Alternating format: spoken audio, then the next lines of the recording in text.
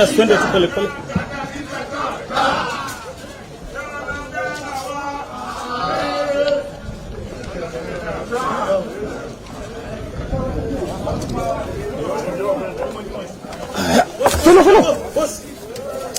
Follow.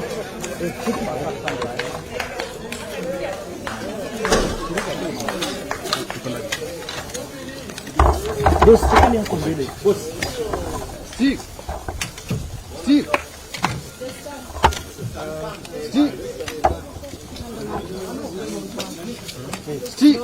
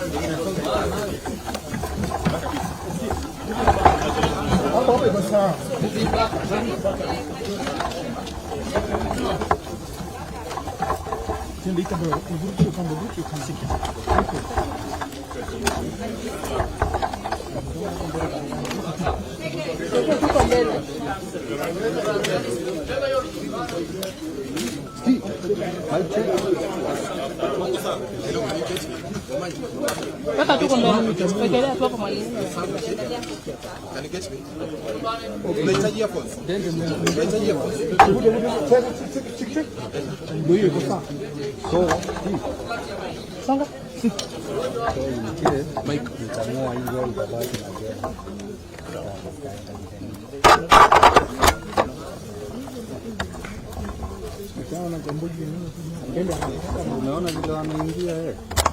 Wana vile.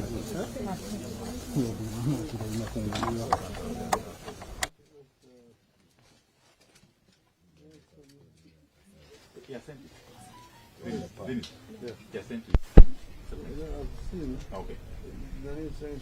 Oh. If you can open your Yes, also send you on your WhatsApp. Okay. Small. But you did it on an iPad.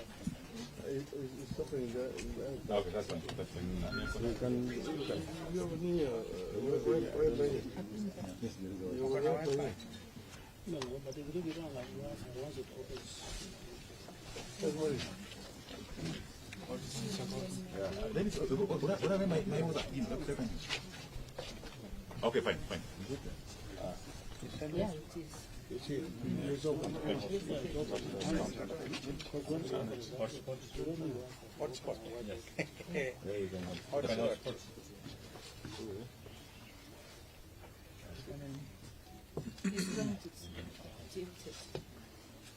I'm trying to get alternative. What do they call it? When you go to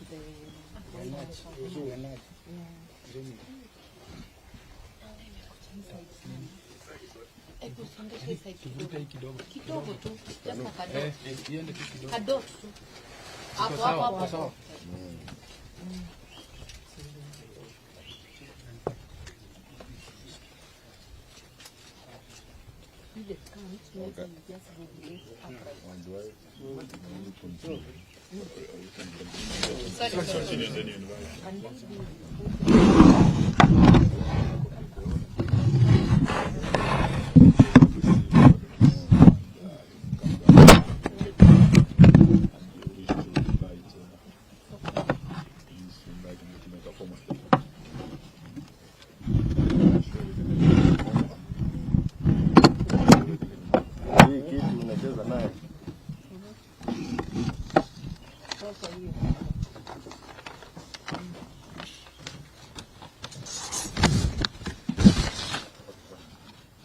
Hamjambo.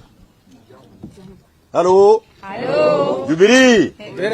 Jubilee. Jubilee. We have been on this podium before. And I have informed you once, not twice, not three times, that there has been an attempt to hijack the Jubilee Party, to demolish the Jubilee Party, to destroy the Jubilee Party. And these attempts started way back in June of last year. When the first attempt was officially made, there was even an attempt to open a Jubilee Asili. Those efforts have not ceased. When we were doing our campaigns as an Azimio outfit, when we were campaigning for our presidential candidate, Raila Amolo Odinga, there were still elements within us who tried all they could to derail us. We managed to finish the campaigns. We were able to deliver a win to Baba. Baba won the elections of 2022 with 8.1 million votes. And within those votes was a commendable effort from Jubilee Party. The man seated in State House, legitimately, got 5.9 million votes. From the Mount Kenya region, where Jubilee is dominant, we were able to deliver 2.6 million votes. This must sound like song now in your ears because I've been saying it every time. And we'll continue repeating it. Because waizi, hawataki ukweli ukisemwa. Sure. They managed to steal the win of our members of parliament at the Jubilee and other parties. So within Mount Kenya region, you may not come across genuine Jubilee members of parliament, people who have faith in the cause that we are committed to.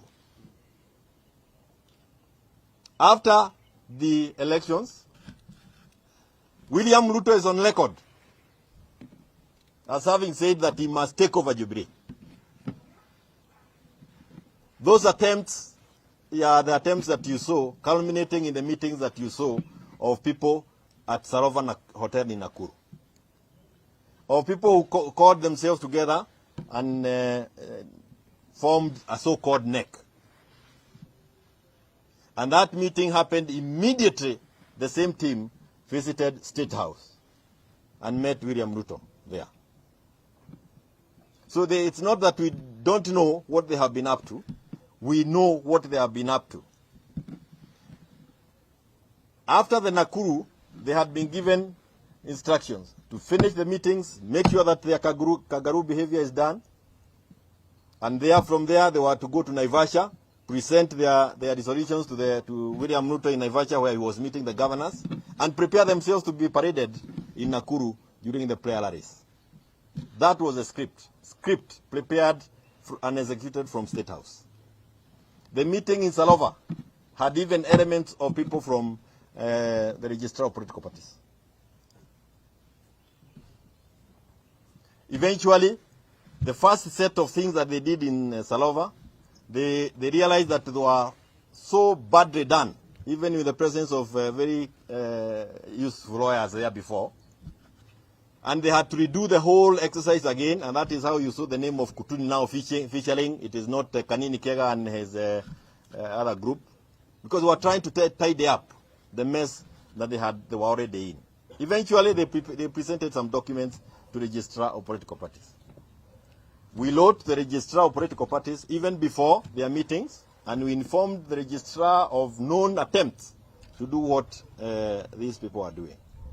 After the document was presented to the Registrar of Political Parties, she then communicated to us and said that she has recognized the resolutions and the convening of NEC at Sarova.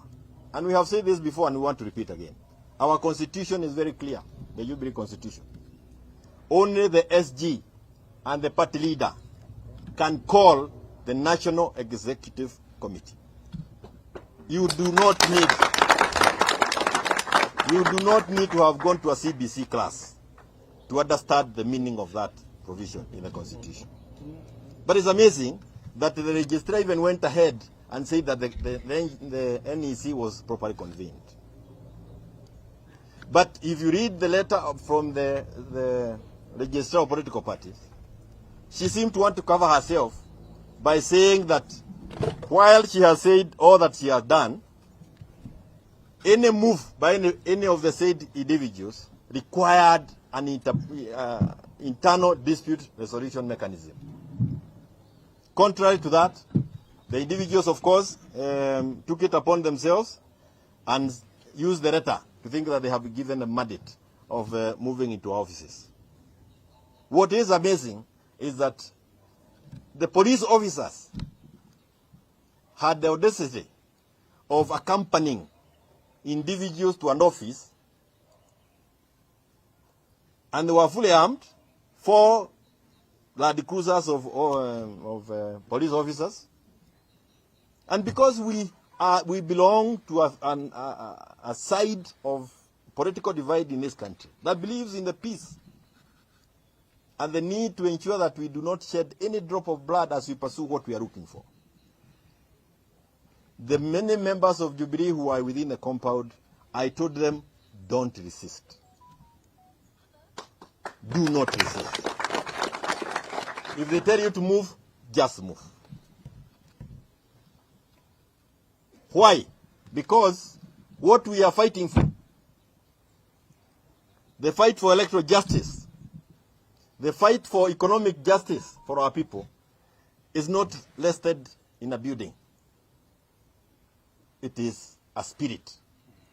It is in us. And if you want to do anything with that, you have to destroy this body. Forget about the rocks and the rest. And I know we have enough members of Jubilee Party who believe in that cause. Pesa ya kununua na itakuwako. Wale wako na bei waende sokoni iko pale State House.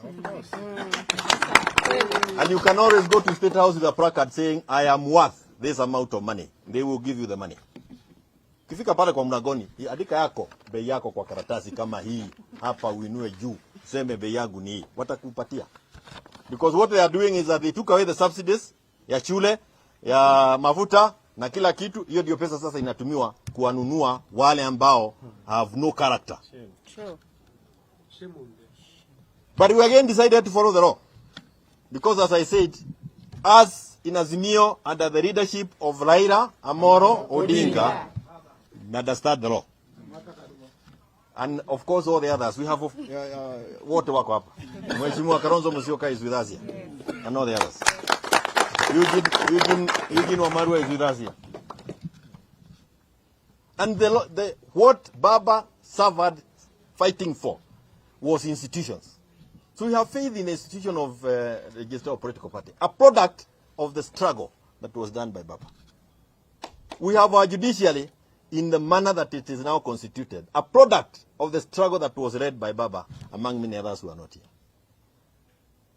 It is amazing how some people are entrusted with those offices and quickly degenerate to behaviors that were not known to us before.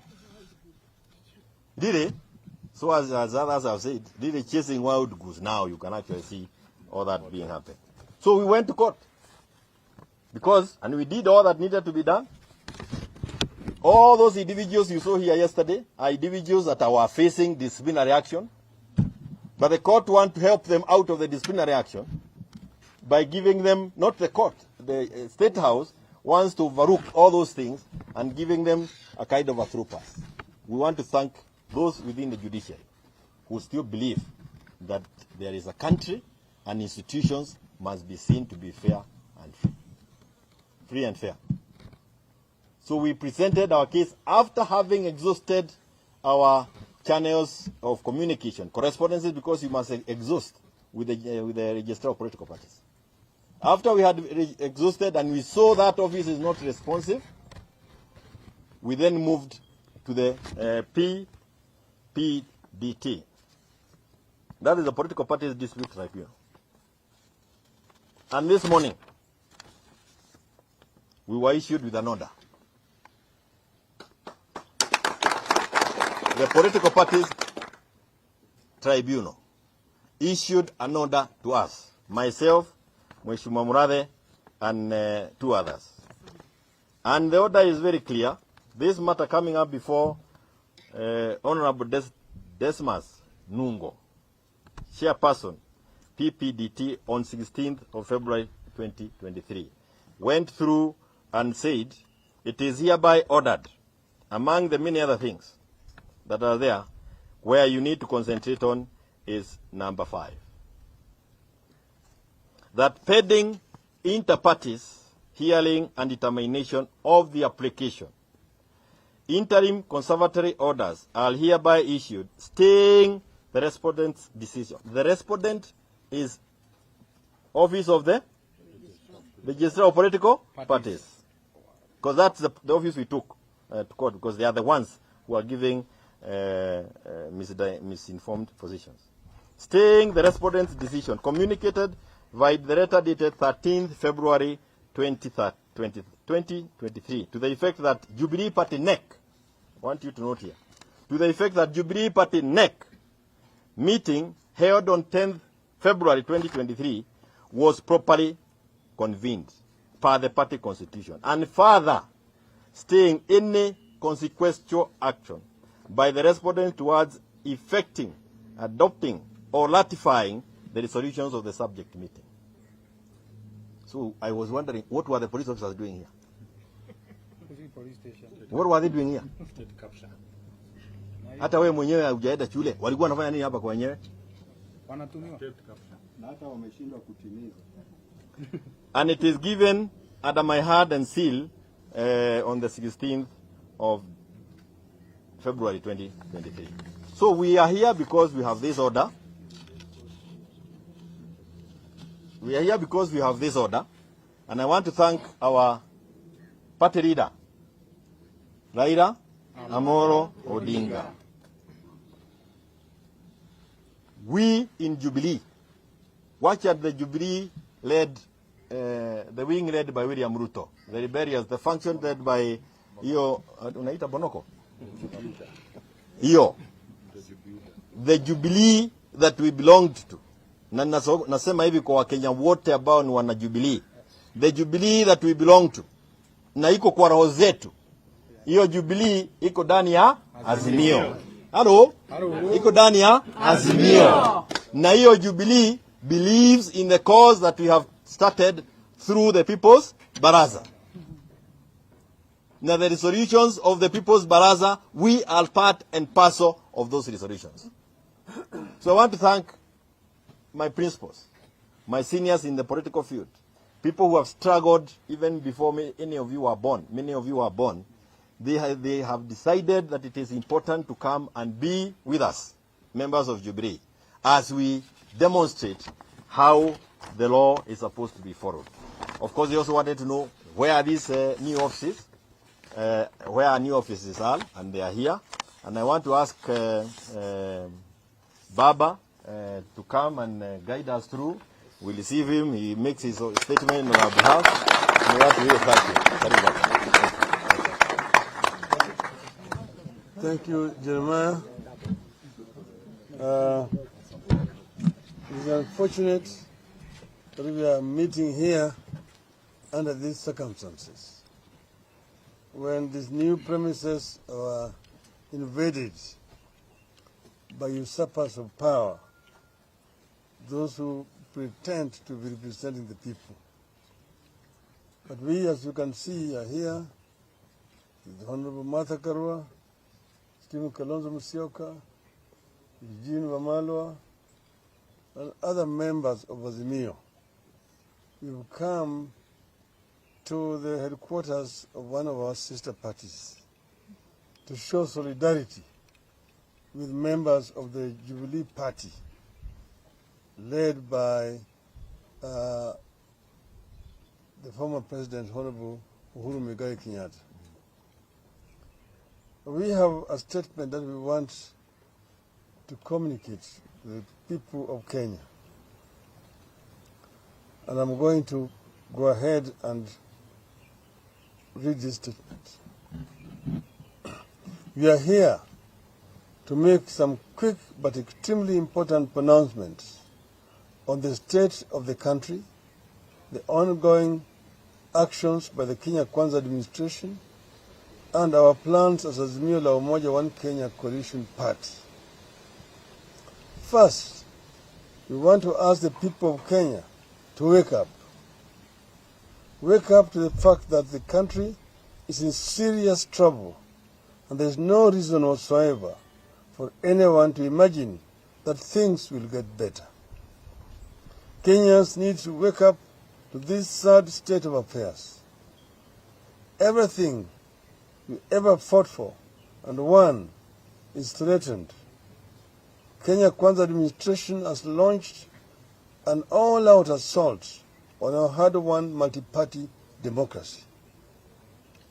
There's an all-out push by the Kenya Kwanza regime to kill other parties, buy and co-opt members of parliament into its ranks, and intimidate and bully all those that resist the administration's illegal, unconstitutional, and anti-democratic maneuvers.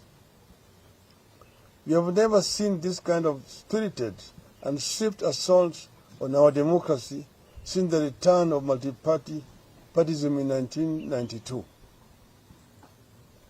To add insult to injury, the assault on our democracy is being financed by taxpayers' money at a time Kenyans need those monies for life and death matters like hunger and education.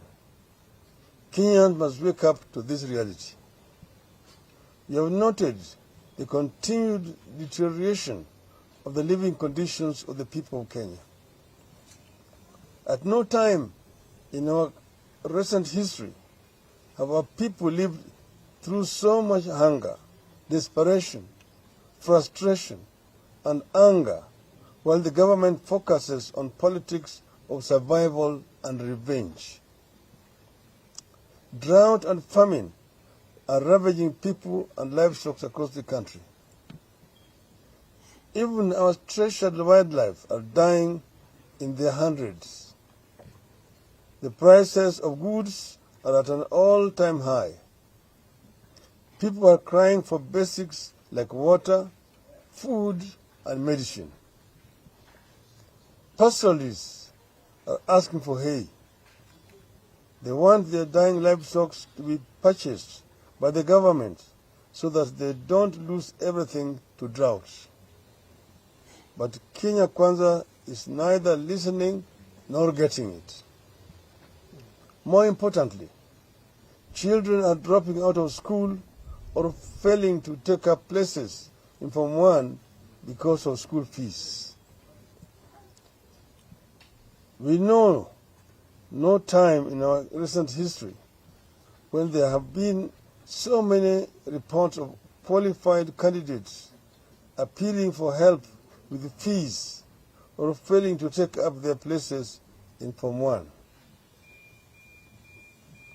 By the regime's own admission, up to 30% of pupils have failed to take up their places in Form 1. That is a monumental failure of the government. That is a monumental national shame. Yet the monies that went into subsidizing secondary education and the cost of basic commodities were withdrawn by the Kenya Kwanza regime and are being channeled at buying political support and killing democracy in the country. It has never happened to this country in recent years. The rule of law and constitutionalism are under serious threat. We have seen the military being deployed in the north without the authority of parliament as prescribed in our constitution. Our constitution is clear that nobody can deploy the military without the express authority of parliament.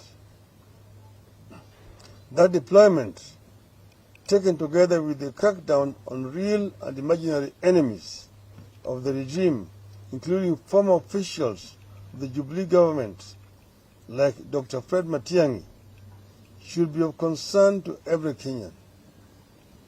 We are courting disaster. We are feeding a monster from which, in due course, no one will be safe, not even those currently cheering it. We are witnessing an extremely dangerous trend where investigators and prosecutors have merged in our country. When investigators and prosecutors merge, Kenyans should be very afraid because there can never be justice under such circumstances. We are calling out the Director of Public Prosecutions. Mr. Nurdin Haji's conduct is unbecoming. He has become a huge threat to justice, the rule of law, accountability, and good governance in the country.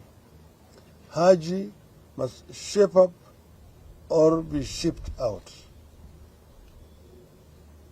We have noted that despite our counsel, the Kenya Kwanza regime is hell-bent on proceeding to unilaterally and single-handedly reconstitute the Independent Electoral and Boundaries Commission.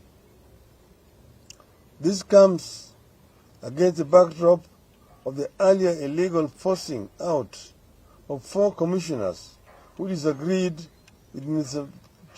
Fuller Chebukati over the presidential election results. A biased and partisan IEBC is being put in place. Kenyans know what such a commission has done to this country before. Once again, we are courting disaster. Kenyans, wake up. As a party, we remain unbowed. We refuse to be intimidated. We will not succumb to blackmail. The threat to our democracy, the regime's don't care attitude to suffering of our people, the attacks on the rule of law and constitutionalism, and the push to silence critical voices at a time the country needs them, are our reason to push back. To this end, our people's barazas shall continue. We confirm that we will hold baraza in Kisii tomorrow. We will have a people's baraza in Kisumu the next day, on Saturday. Then we will proceed to Mombasa for the same on Sunday, 26th of February, 2023. In between, we will hold interdenominational prayers at the Jivanji Gardens on Wednesday, 22nd February 2023.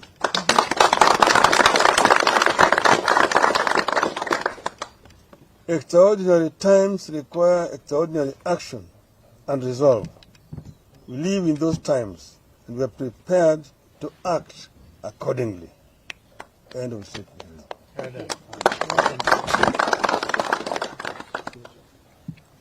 Yale tumesema kwa Kimombo imeleweka, naweza tu kuongeza kwa Kiswahili. Ati sisi kama wanaazimio tumehuzunishwa sana na hatua ambayo ilichukuliwa na wale wengine ambao walikuwa wanajifanya kama majangili kuja kuvamia kikao kikuu cha chama cha Jubilee hapa. Eti wanahidhini. Bahati vizuri ile tribunal ya vyama imesikiza pendekezo ambayo imepelekwa na viongozi wa chama cha Jubilee na wakatoa amri ya kwamba Jubilee iendelee. Na kwa hivyo tumekuja hapa tumesindikisha katibu mkuu wa chama cha Jubilee Mheshimiwa Jeremiah Kioni. Yes. Kuingia hapa.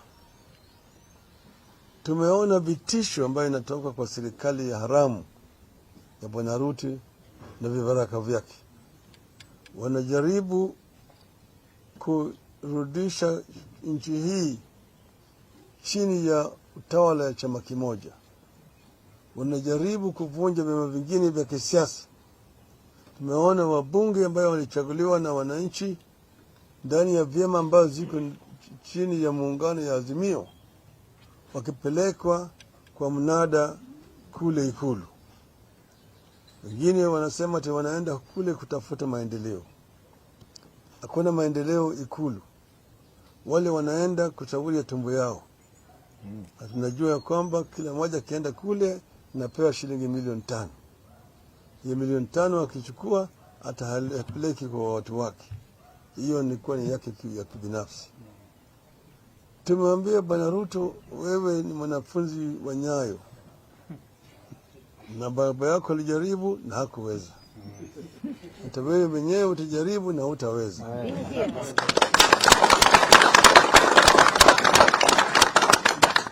Wakenya wako macho.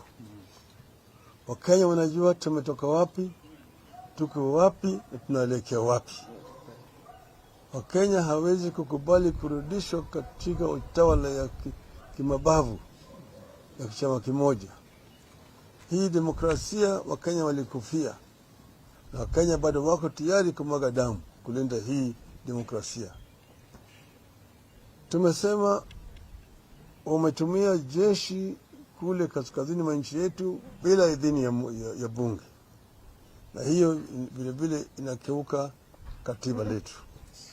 Maana yake jeshi hawezi kupelekwa mahali popote bila bunge kutoa idhini. Wewe unaanza kufanya mambo ya kivyako. Tumeona Wakenya wengi wana shida mingi. Kwa upande ya kiuchumi, hali ni mbaya zaidi kwa Wakenya.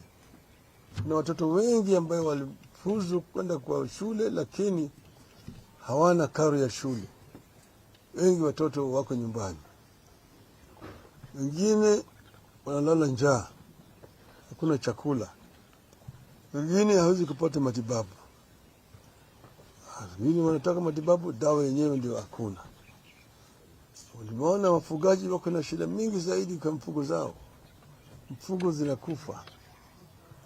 Tunasema baada ya serikali kuangalia yale shida ambayo inakumba Wakenya wakati huu, wanafanya kazi ile ambayo haina maana. Kazi ambayo haina maana hata kidogo. Tumeona vile vile wanataka kuunda tume ya uchaguzi kivyao. Wanataka kuweka tume ya uchaguzi ambayo itakuwa inafanya kazi yao vile Chebukati na wenzake walifanya. Wale wanachama wa tume ya uchaguzi 4 ambao walisimamia uhaki, wakasema yale matokeo ambayo Bwana Chebukati alikuwa anatangaza ni bandia, wamepelekwa nyumbani, wengine wanashtakiwa. Wale ambao walikuwa nasema ukweli wamepelekwa nje. Na nyinyi nyote mnajua mfishwaji alitoa matokeo ya uchaguzi juzi. Akasema yale yote ukweli ambayo iko juu ya mambo ya uchaguzi.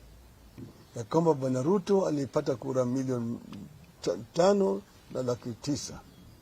Sisi tulipata 8,100,000. Kwa hivyo Bwana Ruto ni rais bandia. Kabisa. Rais bandia. Amekaa kule Ikulu bila idhini na sauti ya Wakenya. Tumesema sisi tutaendelea na mikutano zetu ya kuongea na Wakenya. Tutazidi kuongea na Wakenya, tujadiliana na hao ili tujue mwelekeo. Kesho tutaenda kule Kisii County.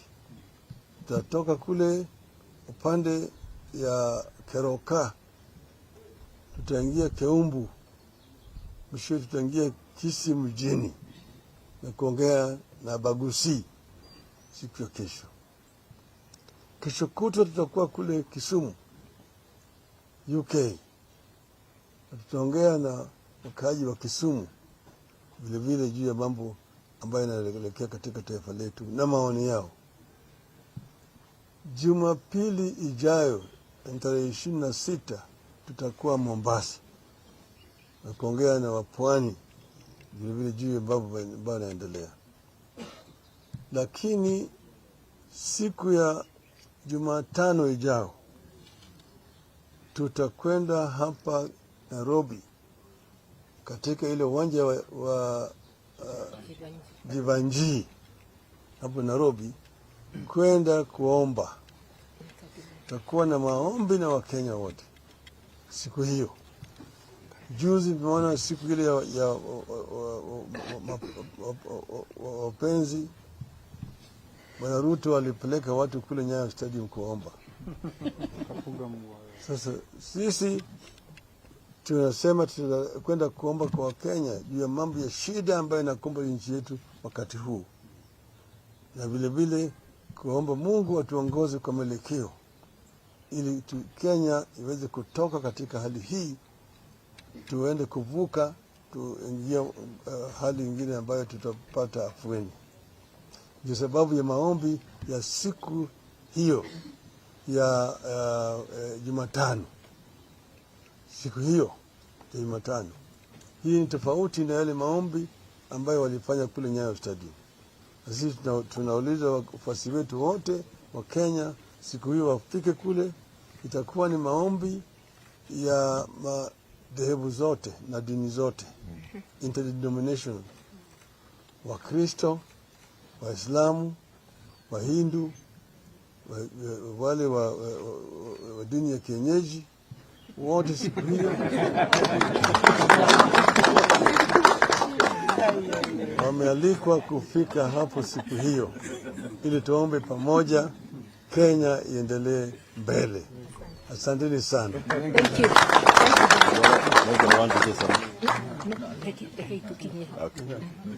Asanteni sana. Thank you so much.